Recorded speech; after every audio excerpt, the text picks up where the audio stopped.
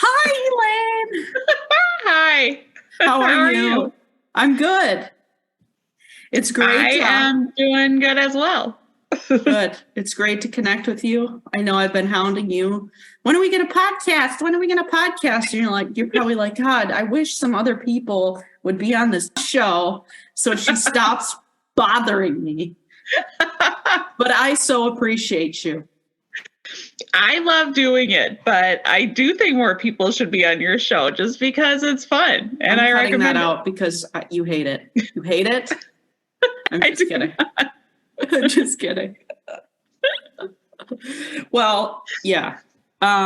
Cool. So I guess we could dive right in. I don't want to waste your time, but before we get started, I have an exciting announcement about the podcast. Okay. And it is that I'm on YouTube now. What? You knew. Just kidding. I already knew that. I was going to say, thank you for the effect. Yes, that was for effect. It is exciting, though. It is exciting, and everybody should head on over to YouTube and type in fact, pause the episode right now. Go on over to YouTube, 143 Mysteries, and I'm going to put a link in the description. It would be awesome, and it would help me out a lot if everybody who listens to the podcast could go over to YouTube and subscribe to my channel there. I'm going to be uploading all of my videos, all of the audio files from every episode that I do. All of my 38 episodes so far are located on YouTube.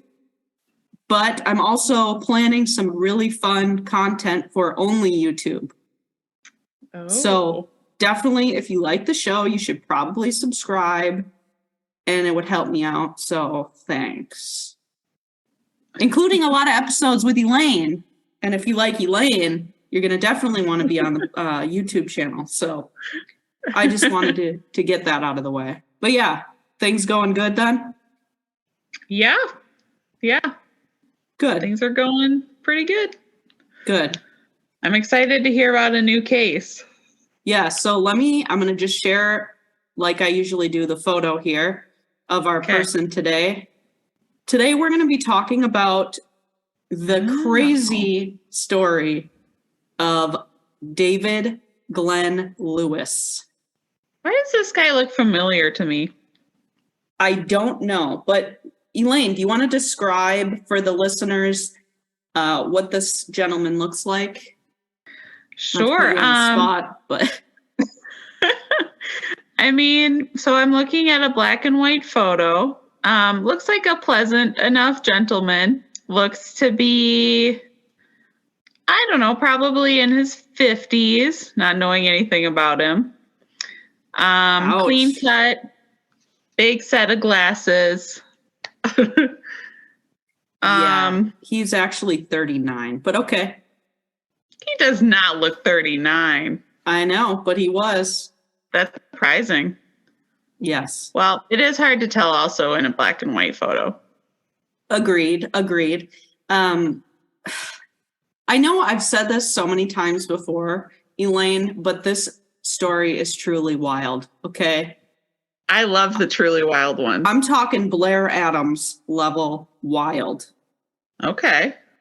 I just started listening to the prosecutors. Shout out to the prosecutors, because actually I was going to bring them up.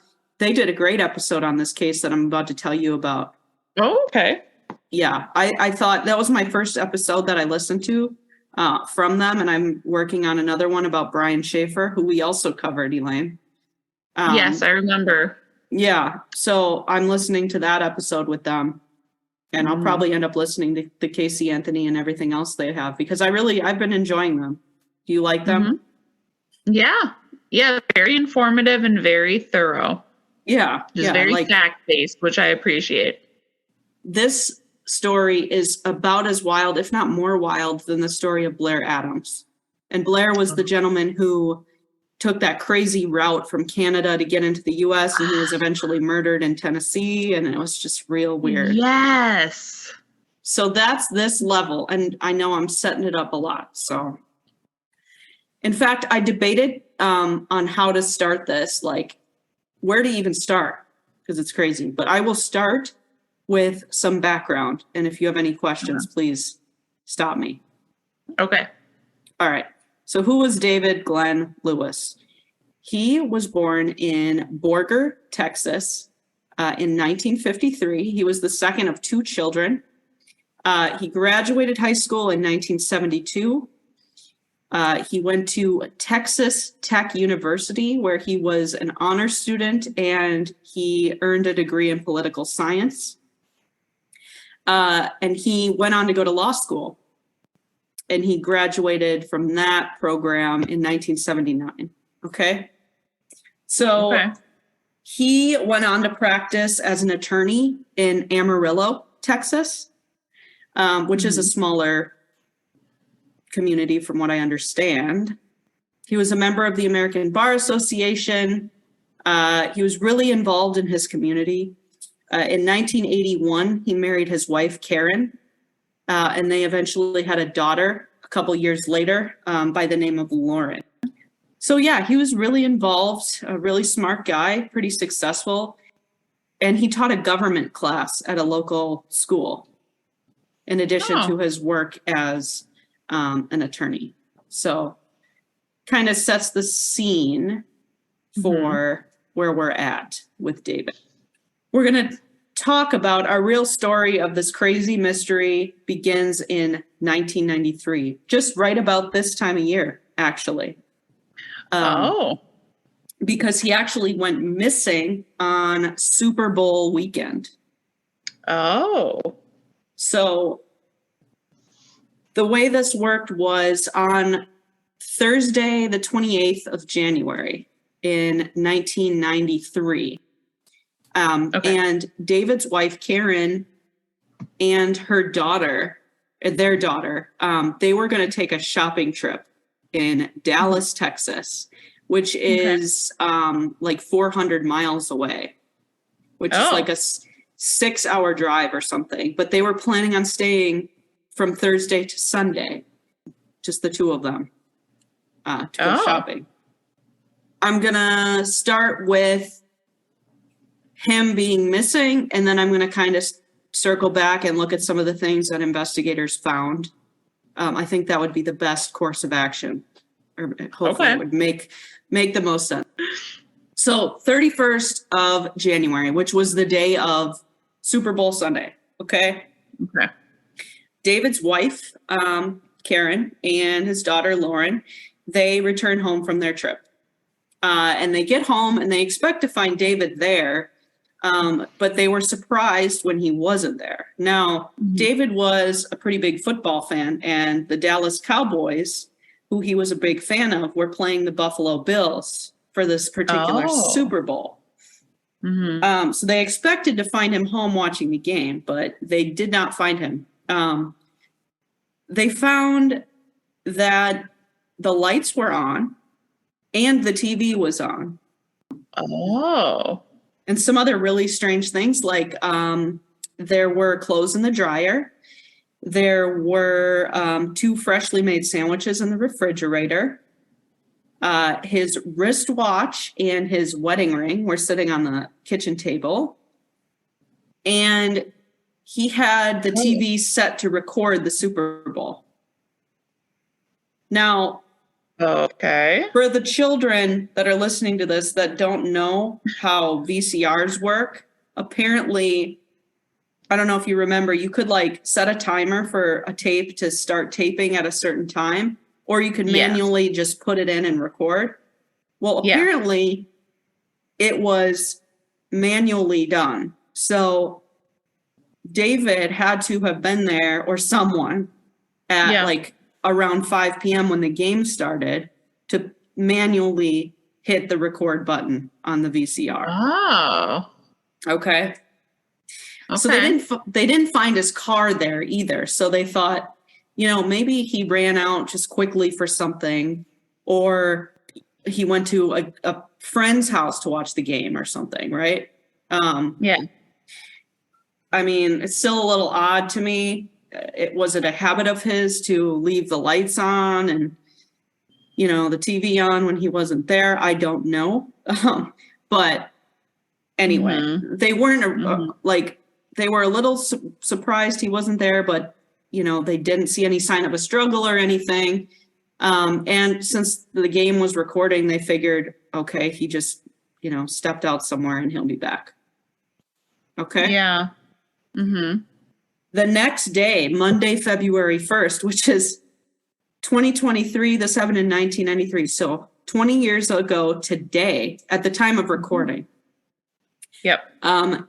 David's wife ends up reporting him missing to the Amarillo Police Department. And that's because she finds out he misses a couple work appointments.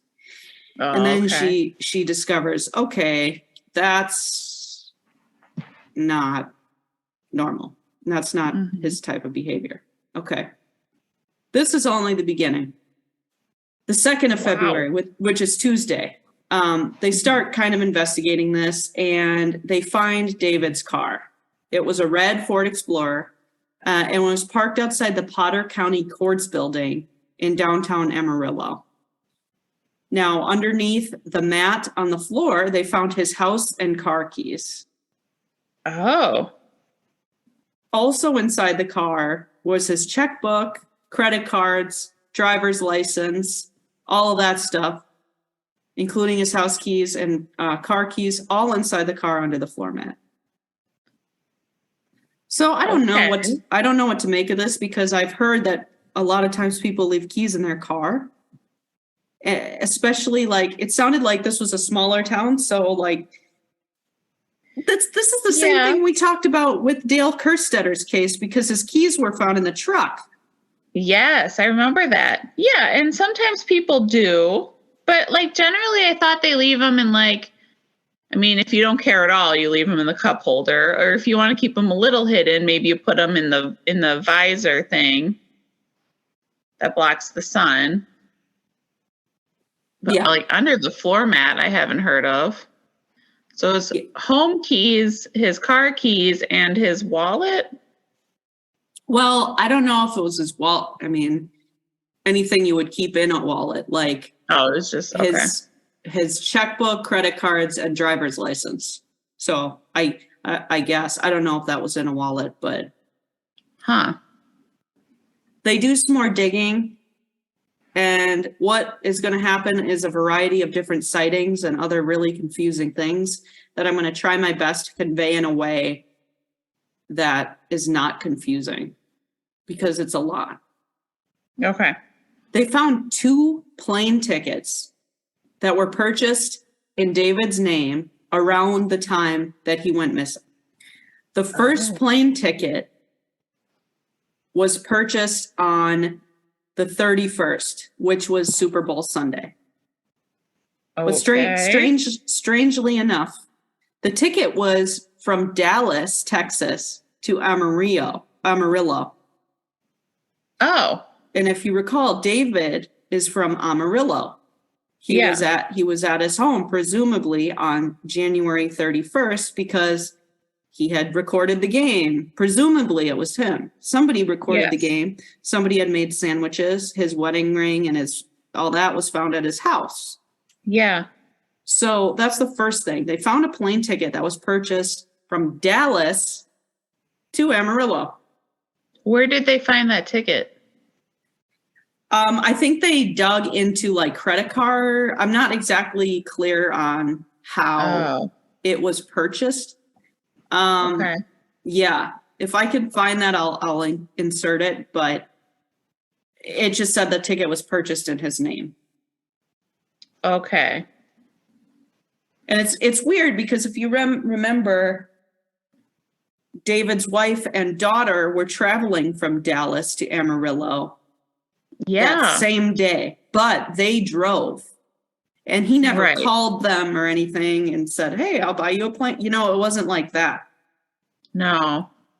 So there was Hmm. that, which was odd. The second ticket they found a second ticket, a second plane Mhm. ticket. This one was purchased on the 1st of February, which was Monday, and that was the day after he was reported missing. And this plane ticket was from LAX in Los Angeles to Dallas.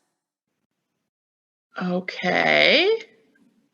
And that flight was for February 2nd, did you say? It just says it was purchased on the 1st of February, and it was a ticket from LA to Dallas. Oh. Now, I don't know how plane tickets worked back before 9/11, to be honest. And I don't know if that's ignorant of me, but I just, could you just buy it? No, you can't just buy a ticket for any flight, right?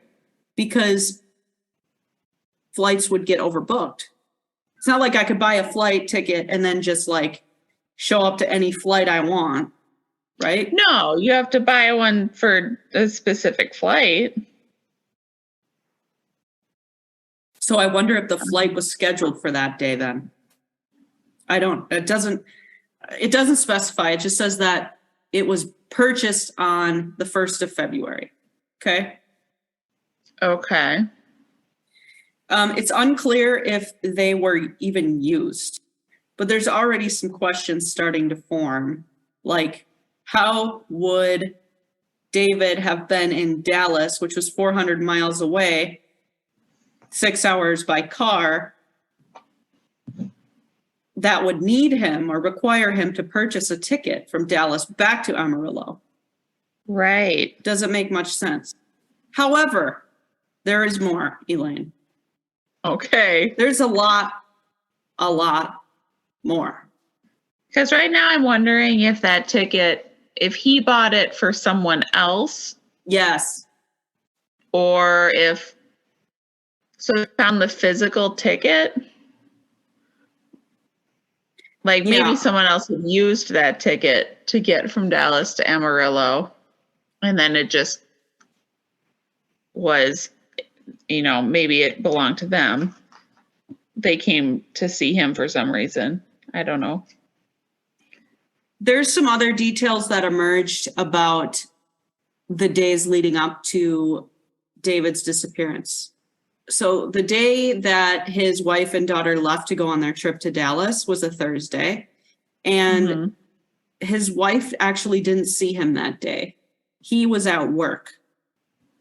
Okay. And they were planning on leaving in the middle of the day or whatever. So he didn't end up seeing them to see them off. But he told his coworkers that he wasn't feeling well. So he left work around noon.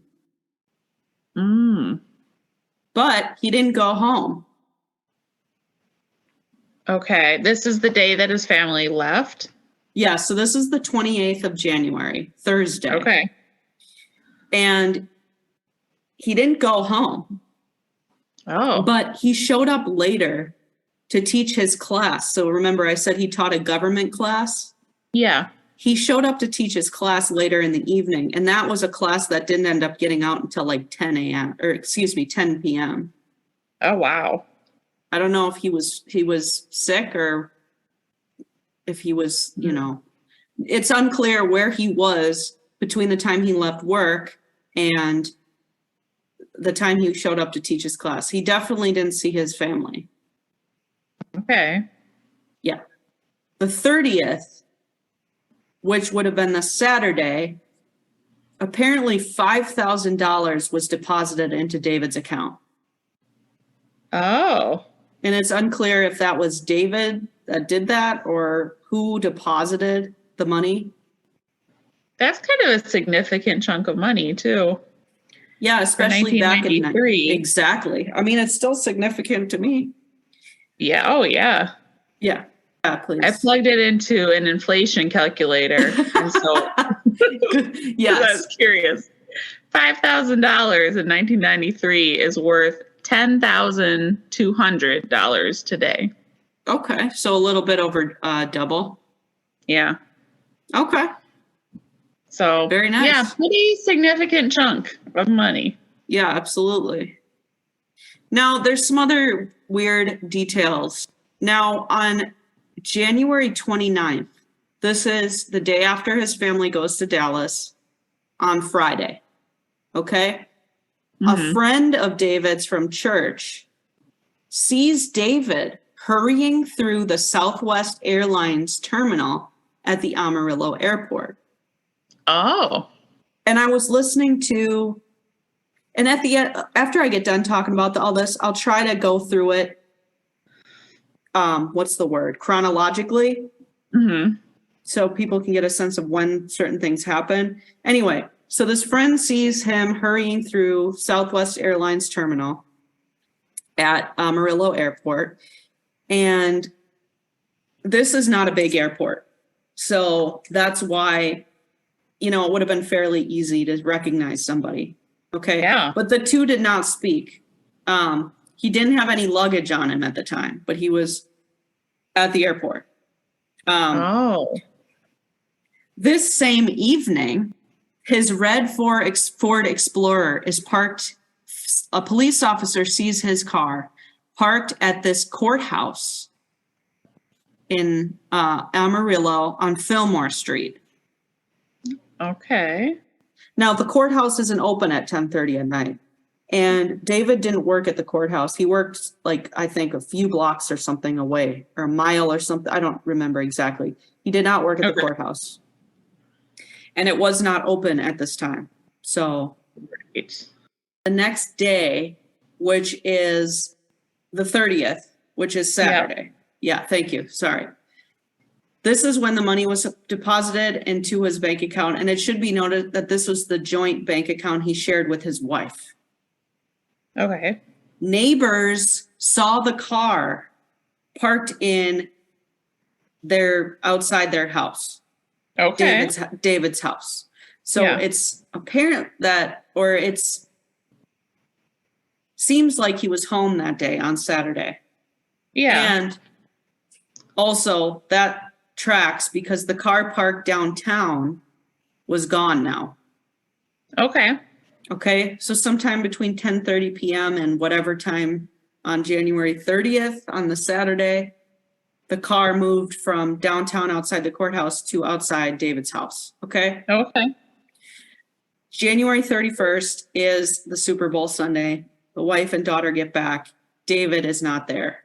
Okay. And the car is not there.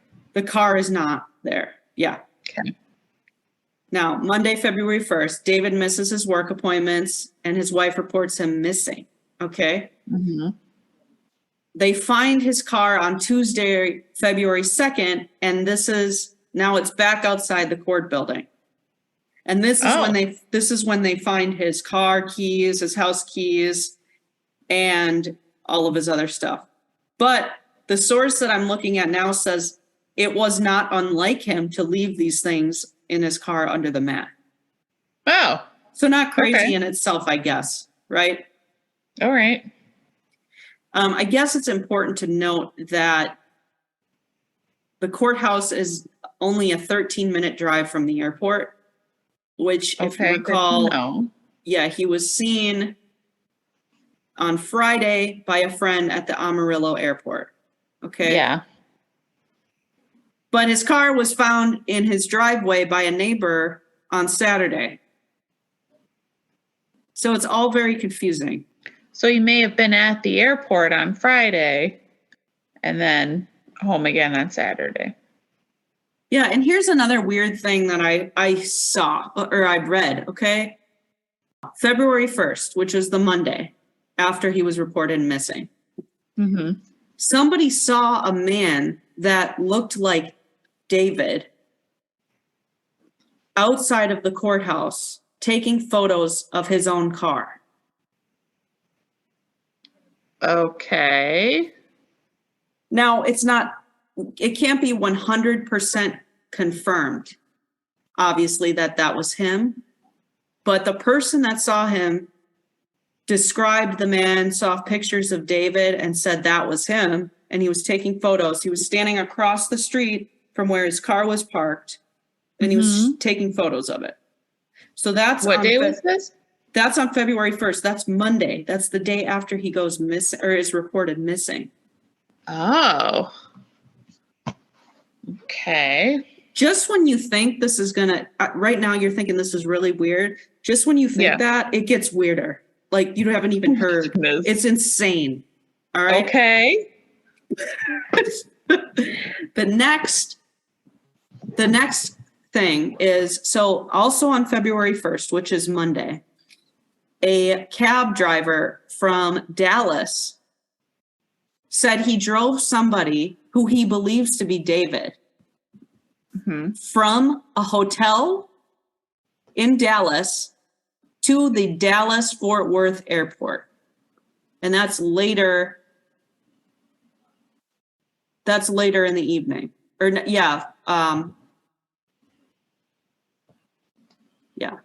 It's later on that same day. And the cab driver said the man that he drove, who he thought was Lewis or David Lewis, seemed to be nervous. And that when it was time to pay for his cab fare, he pulled out a wad of $100 bills and was kind of fumbling with it. And he paid for it with $100.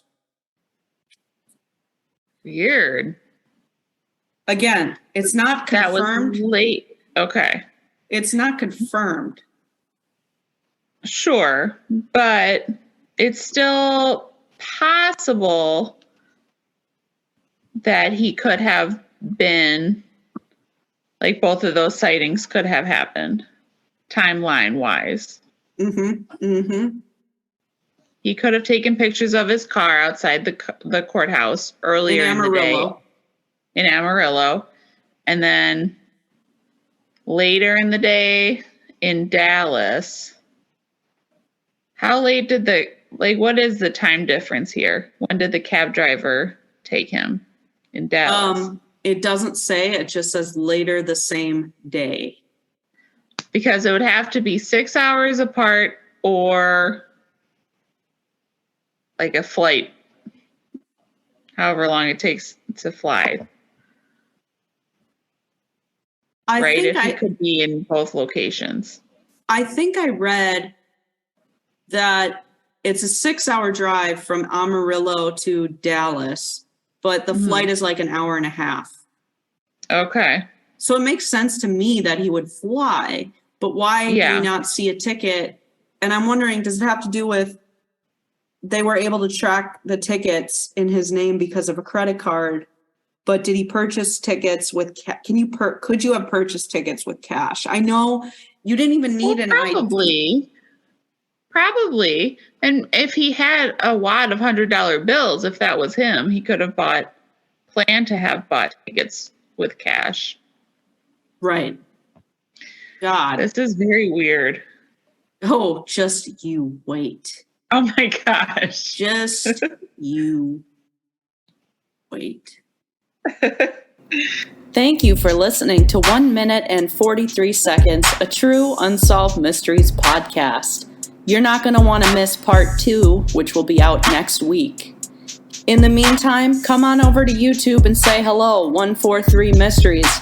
Check the description for the link. See you next time.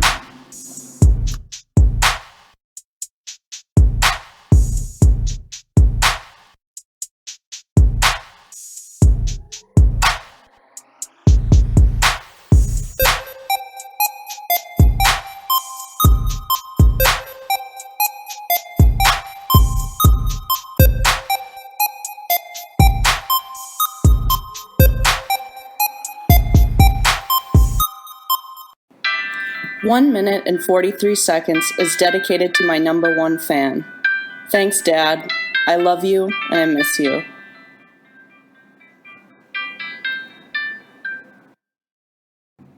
This podcast has been approved by Skipper the Cat. Right, Skippy?